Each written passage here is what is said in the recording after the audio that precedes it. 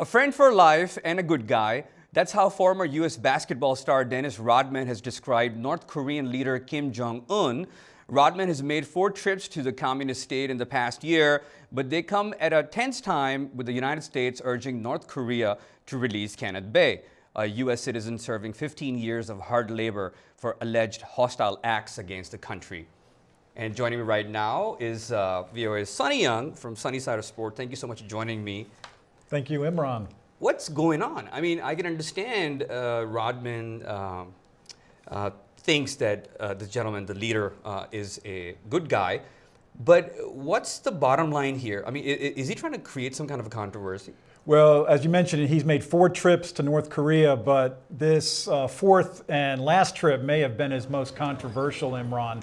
He caught a lot of negative publicity, especially for some remarks he made about Kenneth Bae. In the aftermath of his trip, he has issued an apology. He said he was under tremendous stress.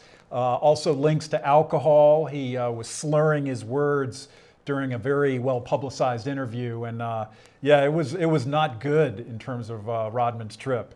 But I understand about the controversy with regards to his statement. What is he actually doing in these trips? He likes to think of himself as some type of basketball ambassador.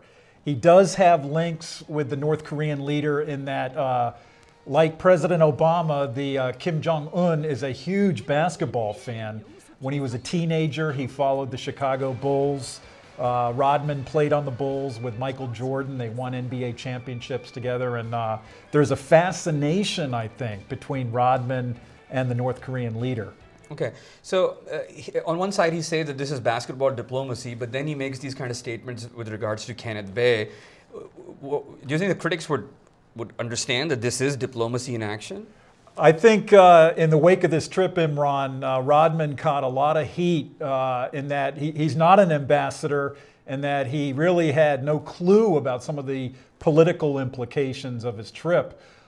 He has pretty much been quiet since the trip. I think he realized that the negative flack he was receiving was not good. Okay, so who's paying for all these trips? Good question. The NBA commissioner, David Stern, thought that maybe the trip was being privately funded. It's not clear whether the North Korean government is involved.